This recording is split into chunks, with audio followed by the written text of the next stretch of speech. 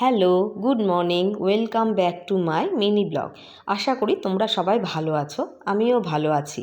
আজকে Sunday morning, সকাল সকাল চাটা খেয়ে নিয়ে রান্না শুরু করে দিলাম। চিকেনটা এখন ম্যারিনেট করে নেব। এখানে পেঁয়াজ, রসুন, আদা, কাঁচা লঙ্কা, এলাচ, লবঙ্গ, দারুচিনি ভালো করে পেস্ট করে নিয়েছি। 1 চামচ ধনে গুঁড়ো, জিরে গুঁড়ো, কালারের জন্য কাশ্মীরি লঙ্কার গুঁড়ো দিয়ে কাঁচা সর্ষের তেল দিয়ে দেবো, ভালো করে মাখিয়ে নেবো। আলুও এখানে ভাজা হয়ে গেছে, পেঁয়াজটা লাল করে ভেজে নিয়েছি। এর মধ্যে বাকি বাটা মশলাটা দিয়ে এবার ভালো করে কষিয়ে নেব। আলু দিয়েও আলুর সাথে ভালো করে কষিয়ে জল দিয়ে দেব। মাংস পুরো হয়ে এসেছে। লাল লাল মাংসের ঝোল গরম গরম ভাতের সাথে সার্ভ করব। সাথে আছে লাল শাক, যেটা মা রান্না করেছে। ভিডিওটা ভালো লাগলে লাইক করবে। টাটা।